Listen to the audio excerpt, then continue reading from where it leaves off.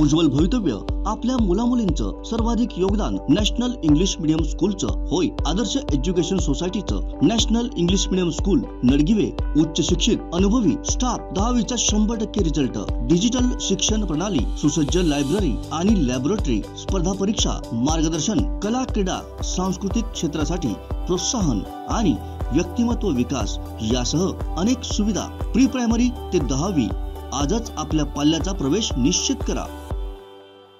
स्थानिक आमदार तथा शालेय शिक्षण मंत्री दीपक केसरकर यांच्या मतदारसंघातील कुणकेरी शाळा नंबर 1 मध्ये शाळा बंद आंदोलन छेडण्यात आलं। शिक्षकांची 2 पदं रिक्त झाल्याने शिक्षक मिळावा या मागणीसाठी विद्यार्थी, पालक व शाळा व्यवस्थापन समितीला शाळा बंद ठेवण्याची नामुष्की उडवली। पाहूयात।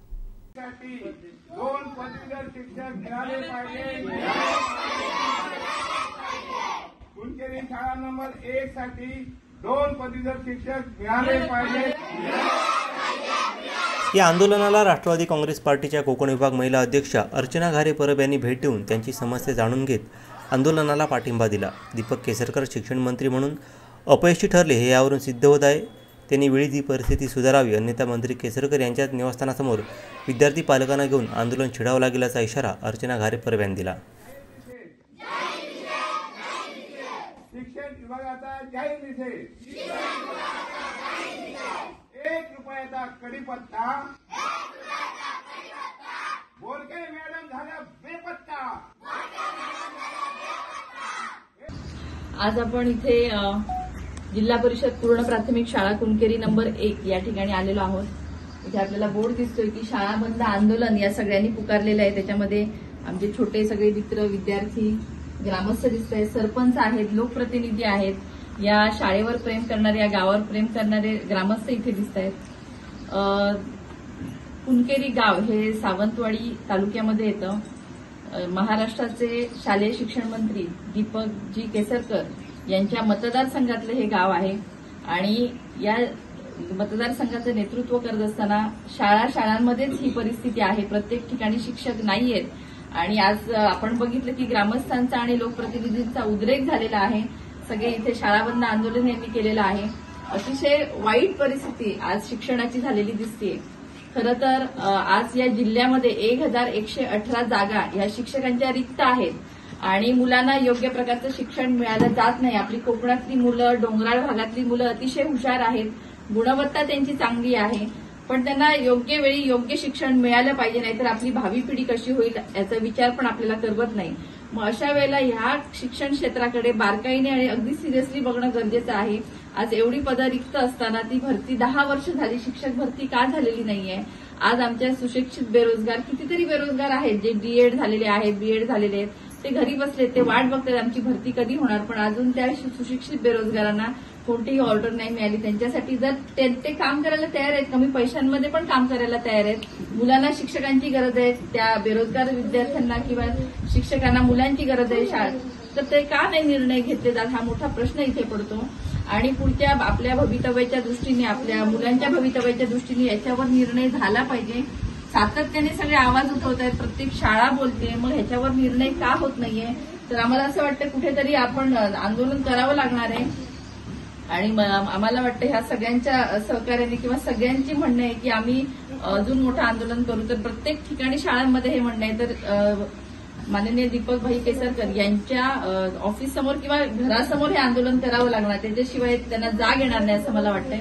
तर सगळेजण आता इथे बिचारी मुलं सगळी बसलीत, वाईट वाटतंय असं बघायला की शाळा चालू आहे पण शाळेत बसत नाही, त्यांना आंदोलन करावं लागतं। प्रत्येक मुलाला परिस्थिती माहिती आहे। आता त्यांच्याशी चर्चा केली तर ते म्हणाले आम्ही शाळा बंद आंदोलन केलंय, आम्हाला शिक्षक नाहीयेत। त्यामुळे अतिशय दुःख वाटलं आज इथे आल्यानंतर, मुलांची ही परिस्थिती बघितल्यानंतर।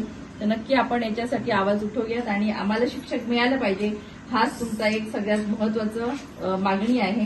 सगळेजण बोलते, तिथे महिला पालक इथे आहेत, बघा शिक्षक आहेत, सगळे आमचे टीचर्स आहेत, सरपंच आहेत, प्रत्येकाची मागणी आहे, आमचे ज्येष्ठ नागरिक आहेत, सगळ्यांची हीच मागणी आहे। त्यामुळे आम्ही ही मागणी करतोय आणि येत्या काळात याच्यावर निर्णय नाही झाला तर लवकरात लवकर आम्ही त्यांच्या घरासमोर आंदोलन करू। दरम्यान शाळा व्यवस्थापन समिती ग्रामस्थांनी आपली नाराजी व्यक्त केली। शिक्षण विभागाला पत्रव्यवहार केला, पत्रव्यवहार करून सुद्धा जर एखादा अधिकारी आतापर्यंत, आता जवळजवळ 1 वाजत झालं, तर ते एवढा टायमिंग होऊन सुद्धा कोणी भेट दिली नाही. म्हणजे अर्थात त्या विभागाला त्या शिक्षणाचं महत्व नाही की काय. आणि सर्वसामान्य माणसाची मुलं आहेत, कारण शेतकऱ्यांची ही मुलं आहेत, ज्याची परिस्थिती आहे त्यांनी आपली मुलं म्हणजे शहराच्या ठिकाणी शाळेत घातली.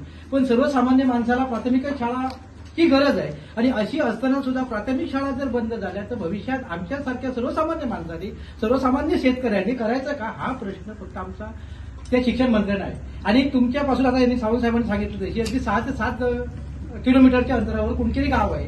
अगदी तुमचं आमचं नातं अगदी जवळच आहे कुणकेरीचं आणि आमचं. कारण आम्ही भल्या मोठ्या शहराला आमच्या धरणाचं पाणी आम्ही देतो, म्हणजे उपकार करत नाही, पाणी देतो. निदान त्या पाण्याचं तरी जाण ठेवली असती आणि कुणकेरी गावावर जर लक्ष दिलं असतं, कुणकेरी गावाला जर शिक्षक दिलं असते तर आम्ही त्यांचे अत्यंत आभार मानले असते. एवढंच आम्हाला सांगायचं आहे. म्हणजे जेणेकरून त्या मंत्र्यांना आमचं काही काडी मात्राचाही नाही, फक्त आमचा उपयोग करून घ्यायचा, आमच्या पाण्याचा उपयोग करून घ्यायचा, आमचा वापर करून घ्यायचा, मतदानापुरता यांचा उपयोग करून घ्यायचा. आणि ज्यावेळी खरोखरच ज्या सर्वसामान्य माणसाची मुलं शिक्षणाला येतात त्यावेळी मात्र तिथे हे मंत्री लोक नसतात, याचा मोठा खंत आहे आमच्या मनाला. इंग्रजी गणित या विषयाचे शिक्षक शाळेत नाहीत, त्यामुळे अर्ध शिक्षण राहतं. आम्हाला पदवीधर शिक्षक द्या अशी मागणी शालेय विद्यार्थ्यांनी केली. आम्हाला 7वी 6वी साठी पदवीधर शिक्षक पाहिजे, यासाठी आम्ही शाळा बंद आंदोलन सुरू केलेले आहे. आम्हाला इंग्रजी गणित साठी शिक्षक नाही, त्यामुळे आमच्या शाळेचे अर्ध शिक्षण राहतं. 2 पदवीधर शिक्षक मिळाले पाहिजे. कुणकेरी शाळा नंबर 1 साठी 2 पदवीधर शिक्षक मिळाले पाहिजे. आमचे दिवसभरातले सर्व अपडेट्स, ताज्या घडामोडी आणि थेट लाईव्ह पाहण्यासाठी सबस्क्राईब करा, लाईक करा कोकणचं नंबर 1 महा चॅनल कोकण 7 लाईव्हचं YouTube चॅनल.